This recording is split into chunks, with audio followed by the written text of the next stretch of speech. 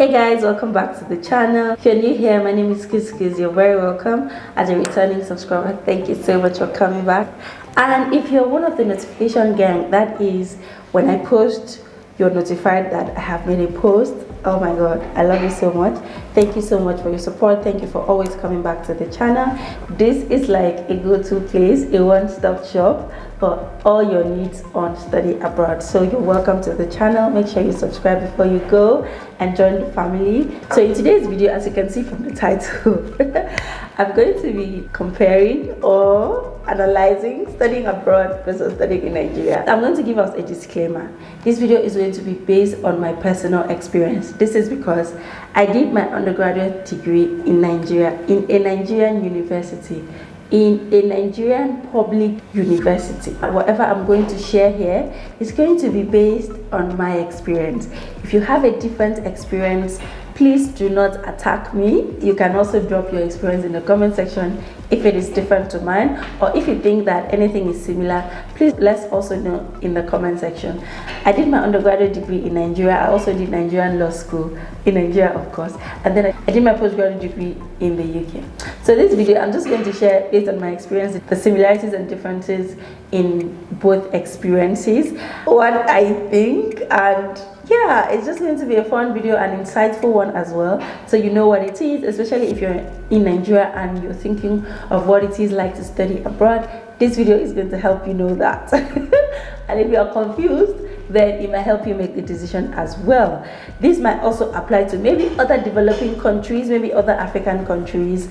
Let's just see how it goes. So enjoy this video. Let me know if you relate with any of the points here. Let me know what you think in the comment section. Do not leave without dropping a comment, liking and subscribing to the channel.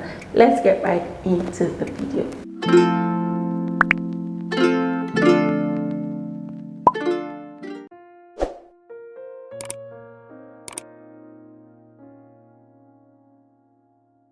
I think another thing that is a bit different is the learning process. Okay, I think I also want to attribute this to a master's degree, because I did a master's degree in the UK and it was more like self-learning for me. Professors would point you to resources, to the topics or the subtopics in the subject area or in the module you're learning, and they'll come to class to discuss.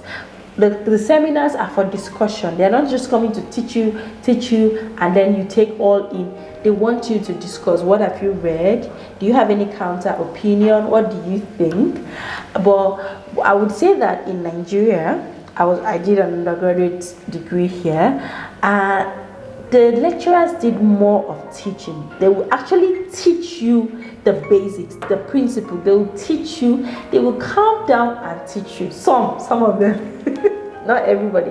Some of them will calm down and teach you step by step, more like spoon feeding you. And usually they'll teach you everything, and most of them may not expect you to read things that they haven't taught you, or to really study outside the scope of what they have taught you. So, and that's why you will also see that they will tell you that in exams you have to give them what they have given you. If you give them points or opinions that they did not give you, they will mark you down, you know, things like that. But abroad, they would pinpoint you, or they would guide you to locating the resources and to reading. They don't want to come to class and have to teach you. In class is when you are discussing what you have already read, coming to ask questions if you are confused and all of that. They are not spoon feeding you. And nobody got that time, okay? You have to do your studying, which is why if you're waiting for them to push you, things will be happening and you will not know. I've made 2 videos sharing my experience, you know, things that you have to know before going abroad to study or before doing a master's degree in the UK. Watch that video and you will know I've spoken about this in much detail. That's how it works. You have to like be motivated, self-motivated, self-study if you really want to, you know, push through and come out with a very good grade. But unlike here, I feel like here lecturers could even threaten you. They could use tests, they could use anything just to make sure that you study and you do well, which was really good, because even if you don't feel like studying, you're afraid that if you fail this test, so you will be motivated to study. And I just feel like Nigerian lecturers push you more to study, although they may want you to study within the confines of what they have taught you. It's my opinion, that's how I feel. Ooh, let me talk about Student Inquiry Center. Yeah, so in the UK we have Student Inquiry Center. In Nigeria we had Student Affairs. If you have any issues with your studentship, sorry, because I pity you. You're going to go to Student Affairs over and over and over again. I want to believe this has changed. Maybe they've automated a lot of things, made most things online, but in my time, nothing like sending emails. You have to go to the office, the Student Affairs office, queue up. In fact, you can even go there over and over again just to resolve something. If you have issues with your results, if you have issues with your student or details, if you have any errors in your data, I'm sorry, you would have to go there over and over and over again to resolve it. And if you do not resolve it, it's up to you, because it's going to affect you in your graduation or in your exams. But in the UK, all I just did was sit in my room, open my laptop, send an email, and the Student Inquiry Center would sort it out for me or fill a complaint form, and they will resolve it. So it's quite easy to resolve issues. Although I know that some of my colleagues had issues. There was a time one of my colleagues, he wrote the exams, in the UK I'm talking about, he wrote the exams, and it was not recorded for him as though he had written the exams. And it took him some weeks to actually resolve it. He wrote emails, he filled complaint forms, and it wasn't resolved. He had to like go into school, make lots of calls and follow up before that issue was resolved. And I want to believe that that's like once, an outstanding case, an exceptional circumstance, because I also had some issues, and mine I just had to like send emails or fill the complaint form, and it was resolved. The requirement for your exams, your research work, your essays, your coursework is more intense than my experience in a Nigerian university. I did my projects when I was in undergraduate studies, and then during exams, when they ask you a question, you can just go ahead and write, especially what the lecturer taught you, what you have in your notes, what you have in their manuals, in their handouts, and all of that. And that's fine. Once you give them what they gave back to you, and maybe a little extra, it's fine. They don't really need you to give them original thoughts. And sometimes if you even try to give original thought, they'll be like, who asked you? Like it will now be like you're trying to do too much, and you may even be penalized. While some lecturers will commend you for it, you may be penalized for it, and it may not even attract any extra marks like that. However, in the UK, you have whatever they have taught you. If you're writing in exams or in research paper, you have to use critical thinking. You have to analyze every point. You have to critique every point, maybe bring out the good, the bad, and what you think. They need your original thinking. This is because if you do not exhibit critical thinking or original thinking in your work, you will not make a distinction. I'm telling you now, even to make a B is going to be hard, because I know that I used to try to provide critical thinking in my work, and most of my grades were still like B's. How much more if you don't?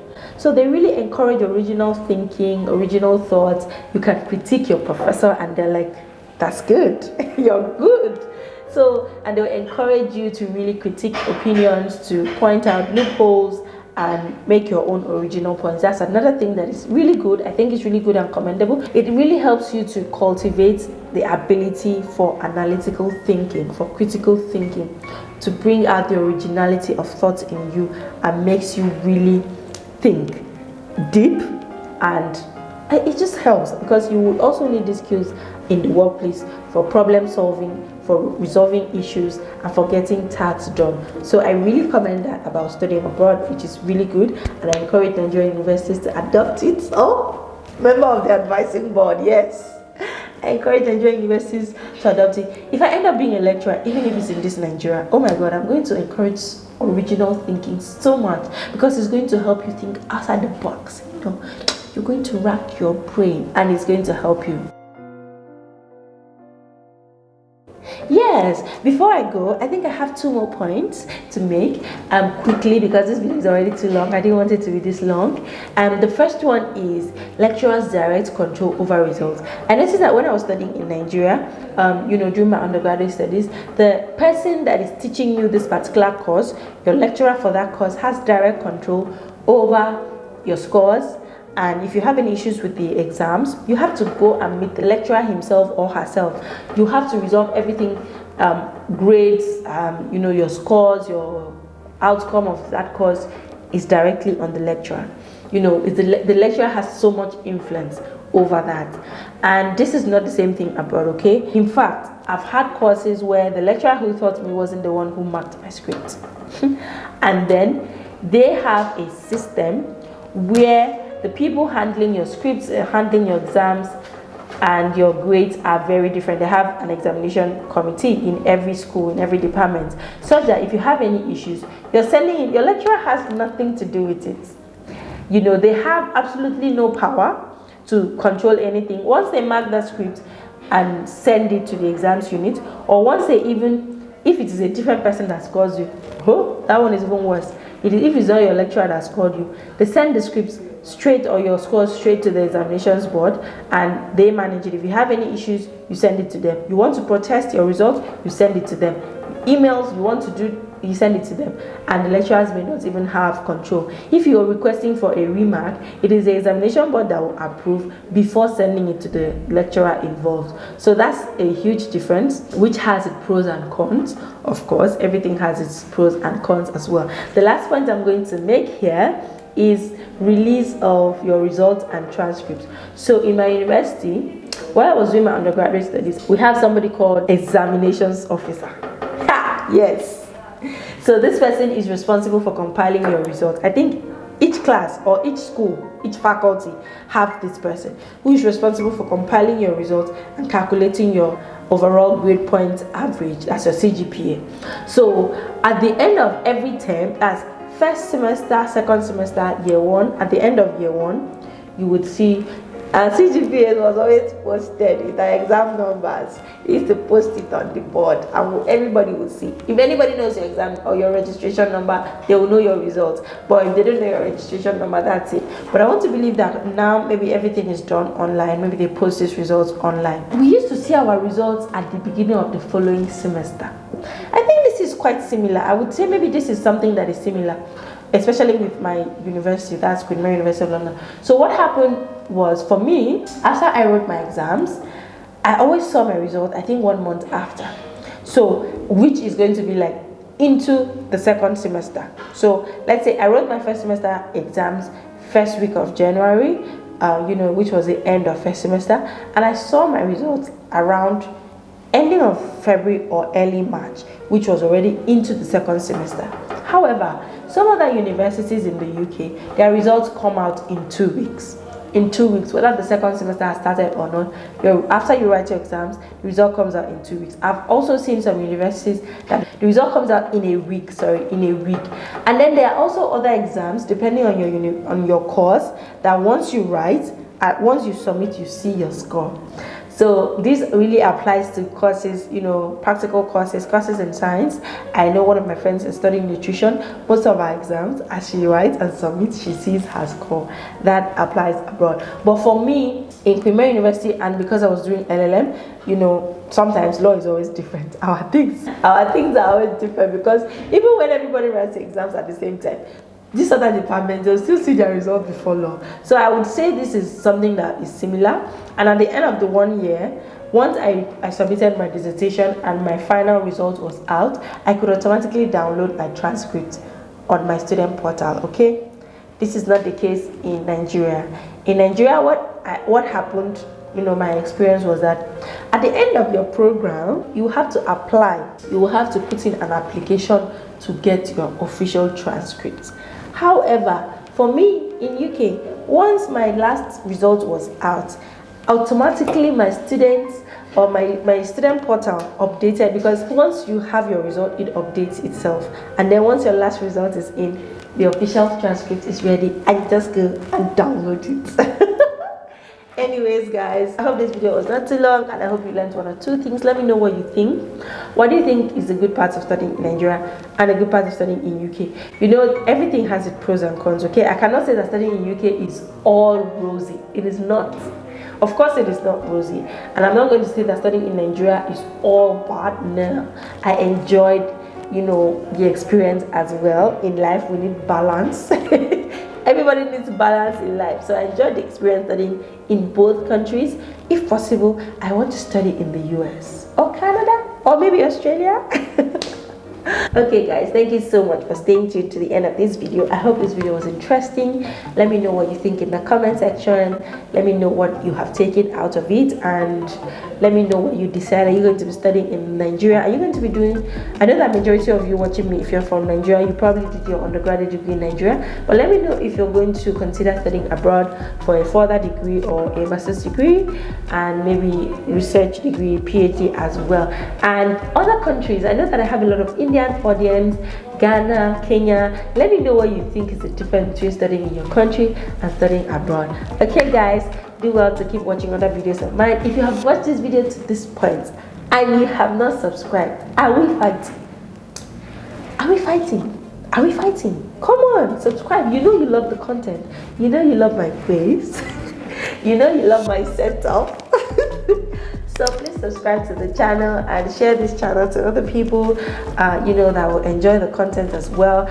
Drop your video recommendations. If you have any questions, drop it in the comment section and I'll do well to answer them and also help you out. If you need my services, personal consulting services, click the link in the description box to my bio.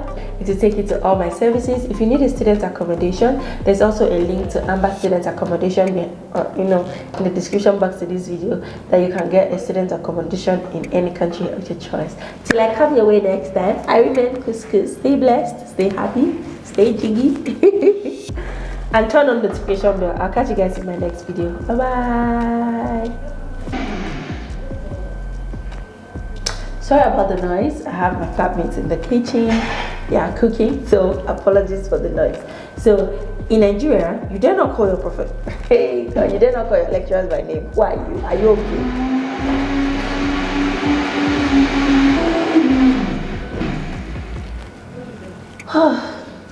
So you dare not call it. Oh, what's all this now? One thing that really stood out for me studying in Nigeria and studying in UK is the requirements during exams and when you're writing your research. Oh my god. This is a blue as well. How much bloopers can you do? I'm just tired already.